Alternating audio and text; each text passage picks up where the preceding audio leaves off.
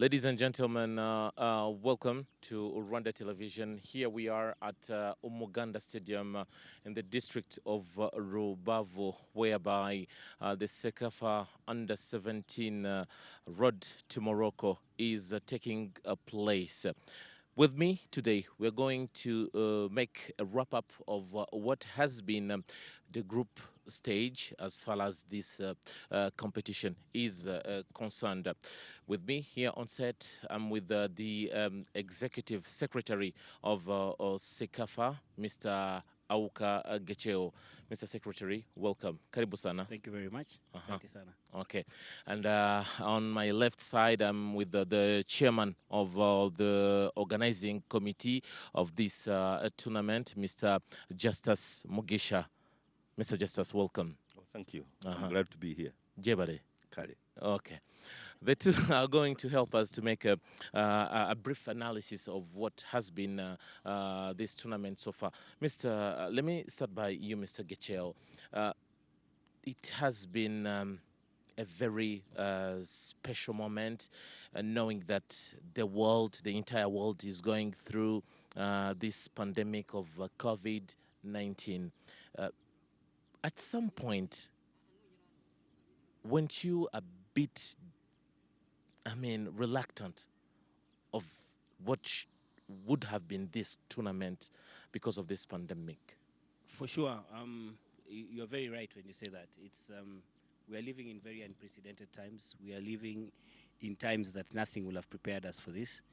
And even in normal circumstances, you prepare for tournaments, you prepare for events, and you try and mitigate for any eventualities, and you still have problems and you still have issues to deal with, and there are things that come up. And the pandemic has just made it a bit more hectic for us, a bit more hectic for everyone. Coming into Rwanda, very strict COVID rules, being isolated at the airport for 24 hours, putting all these teams in isolation centers or isolation hotels, then getting them through that, coming all the way to Rubavu, getting here. There's CAF protocols that we need to, before teams take on to a match, they need to have been tested and show negative results at least 48 hours before, or at most 48 hours before the kickoff. And all that put together has really, really been very challenging. But so far we're done with the pool stages of the tournament. I want to really, really, from the bottom of my heart, on behalf of myself, on behalf of CECAFA, to give thanks to the President of the Republic of Rwanda, His Excellency, and the government for allowing us to stage this tournament here. FERWAFA, the chairman, the president of FERWAFA, General Sekamana, his entire EXCO, his entire staff, led by his GS Regis, for what has been a fantastic team to work with. You know, the local organizing committee and the people who've been involved have really, really been amazing, and they've put up their hands to solve problems when they came out and to get solutions. And of course, our able chairman, Justus, seated here, and his entire CECAFA committee and CECAFA tournament officials who have extremely been proactive. And I think it's that proactivity and that effort from them that has made this tournament get to where it is at the moment. And we really appreciate all the efforts that have been put in. Now, speaking of what the tournament has been so far, Mr. Justus, there has been ups and downs just before the kickoff of the tournament, and finally the kickoff happened. And could you just give us a clear picture of what has been the tournament? I'm talking about the group stage up to now. Maybe before that, Okay. I will first give you my experience here. Okay.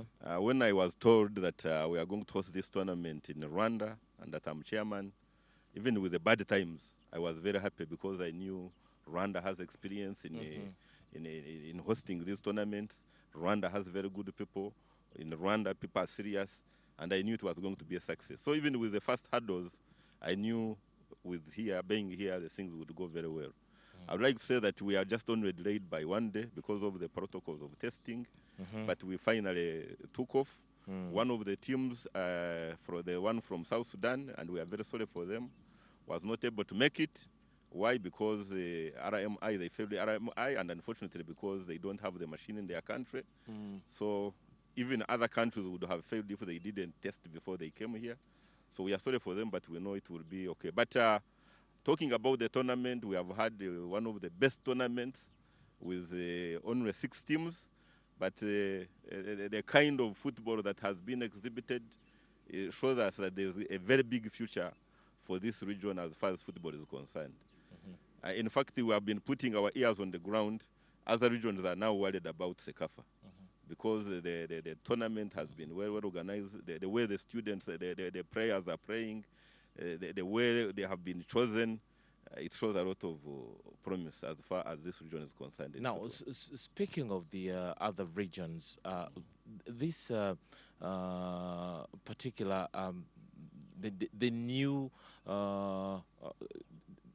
new qualifiers that came up with the new system that came up with CAF.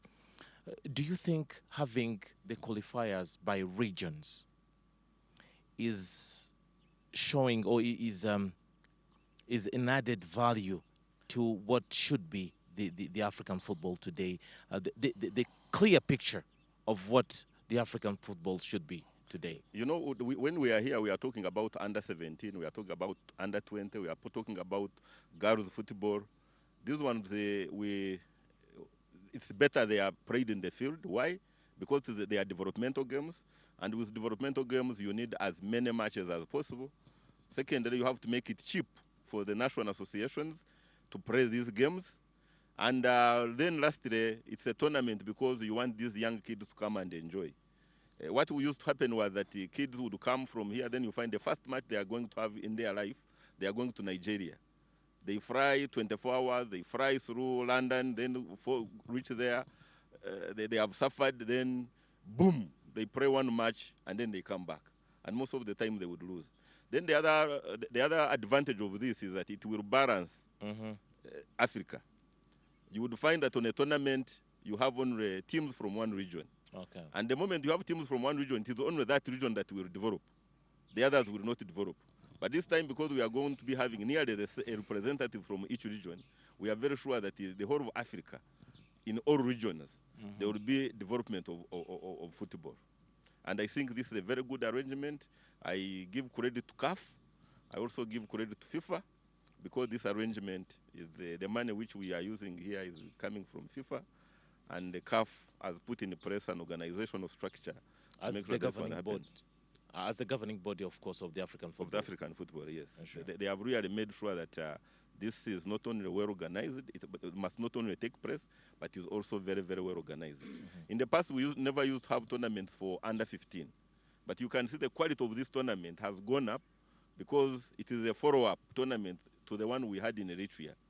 The same boys who played, most of the same boys who played in Eritrea are back here, back at an international stage.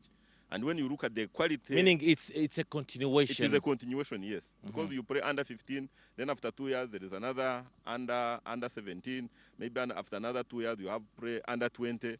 So this makes sure that the player develops right away from under 15. He is exposed at under 17. He is exposed at under 20. And that means that all the teams here are going to develop. And if you checked on the football, you would find that the countries which we never used to hear of, they are coming up and giving a very big challenge. The likes of Djibouti, let's name them. Yes. The likes of Djibouti. Yeah, you saw what Djibouti did to the hosts. I think we are not expecting it. Sure. But they came up and they showed that they are really up there.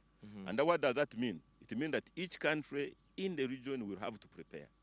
Sure. Now, speaking of the region and, of course, CECAFA, Mr. Executive Director, for the last couple of years, developmental football, it wasn't really a priority for many football governing bodies or countries within the region. And how is the situation like now today? Do you think there is more interest in investing into this football? Look, the interest is huge. and this cuts right across from FIFA level with their emphasis on development. Sure.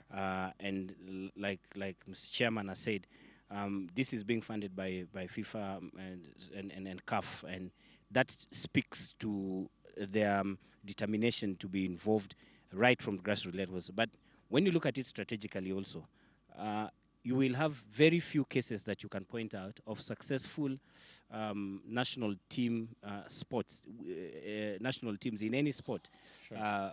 be it football or otherwise, that has really been created at the top level.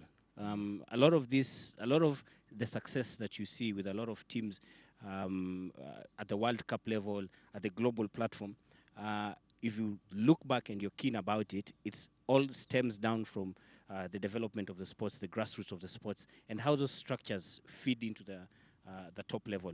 And without a doubt, that is really the only way that we will see the development and the growth of what we call smaller member associations of FA in football coming up and challenging the status quo, challenging the system as it is, and being able to then compete and show results at the top level. And therefore, it is imperative that the investment starts at grassroots levels, at developmental level, at under 15, and the structure is clear for the pathway from from grassroots level all the way to the global level. Now, let's back now to the tournament itself. Of course, we had the group stage, and now let's talk about the awards regarding this tournament.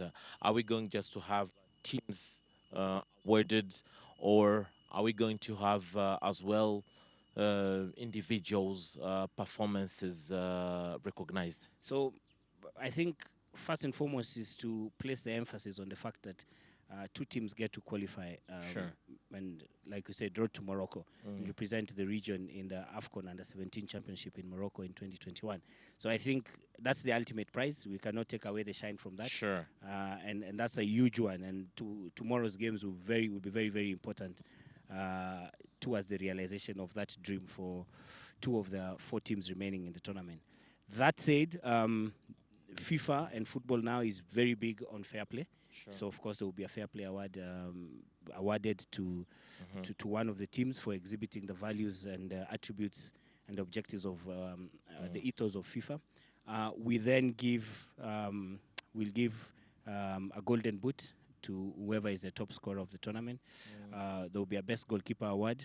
I believe there will also be a best player award for the tournament. So not only will we jubilate and celebrate with the two teams that will be headed to Morocco later next year, but we will also be recognizing individuals and their talent and their skill set in the different facets of the game on the field. Now, Mr. Chairman, in terms of the organization, of course, these are particular moments of COVID-19. We don't have fans in the stadium. Does this take off the quality of the football and the motivation of the teams? When you look at the performance of the teams. When you look at this, is that one thing that you realize is that we have 6 countries playing in the tournament. So even if we had fans, not everybody will come from each country to come and watch. So on this, I would like to mainly thank the Republic of Rwanda and the arrangement, because all these games have been watched across the 6 countries. There is nothing which is more important than that, because these days it's all about TV.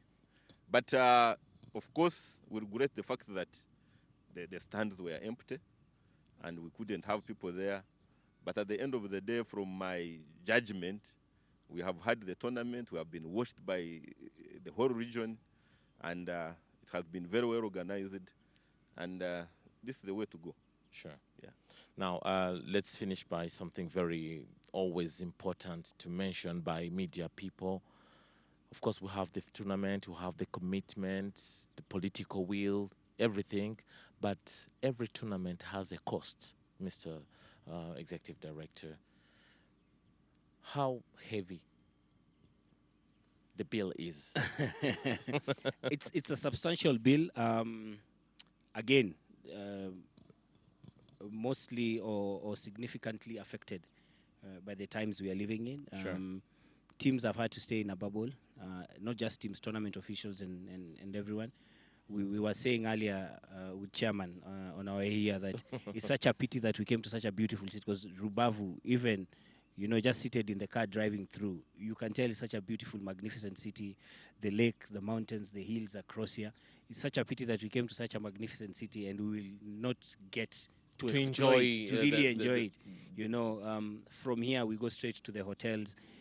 We are observing all regulations and staying there and not moving around. Nobody has gone to see how the town is and all those. So the implication of that, of course, is huge financially. But like I said, this responsibility, financial responsibility, is being borne by FIFA and CAF as a qualifying tournament for FIFA and CAF. And really then that has taken away a huge burden, not only from the region, but also from the local Rwandan Football Federation, FERWAFA. But that said, I think you also have to take cognizance of the fact that over and above the financial capacity or the financial muscle, there's also a lot of other resources, human, logistical capabilities, and let's also give thanks to RBA for stepping in and Thank you so much on the behalf of the management of RBA. Yeah, I mean, we don't take it for granted. Like the chairman has said, that you've been able to allow the entire region, either through your channels or through YouTube and through other partners of CECAFA, to be able to watch these games and enjoy it. So we also take into consideration the other resources that have been put in by FERWAFA, the government of Rwanda, and the people of Rwanda, and we are really, really appreciative of all that support. With maybe I would like you maybe to say a word about the forthcoming edition. Of course, we are yet to finish this one, but with what you are going through, with the experience you are gathering through this this tournament, what is your how are you foreseeing the 2021 edition? We've made plans for a couple of tournaments in 2021. Of course, we are being cautious of the times we are living in. We don't want to be too optimistic or too ambitious because clearly there is no definitive end to the times we are living in. And so with that, we are proceeding on with caution, but at the same time, we are presenting to the EXCO on 22nd. The EXCO has a meeting, a virtual meeting via Zoom, to look at some of the presentations or some of what we've put on the table in terms of competitions next year. We are looking big picture, and this is subject to ratification. We are looking at 4 tournaments, 2 ladies tournaments and 2 men's tournament for next year between June and December. And once that is passed and ratified on the 22nd of this month, we should be able to then come out and speak about it and let the region know what our plans are for next year. And we are optimistic that we can be able to pull the 4. This year we've only done 2, the under-17 that we are currently hosting here in Rwanda, and the under-20 that was done in Arusha, where we got, again, Uganda and Tanzania qualifying to go and represent the region in Mauritania. So we've only done 2 tournaments this year because of the extraordinary circumstances. We hope to do double that next year. And then we hope with time that the situation will normalize and we'll get back to normal and we'll be able to do more and more competitions going forward. Thank you so much, Mr. The Executive Director of CECAFA, Mr. Auka, and as well as Mr. Mugisha Justus, who's the chairman of this edition, this competition here at Rubavu in Rwanda. Of course, to both of you, nashukuru sana, mheshimiwa. Asante sana. Jebanisa. Okay. So, thank you so much, everyone, and I hope to catch up with you very soon.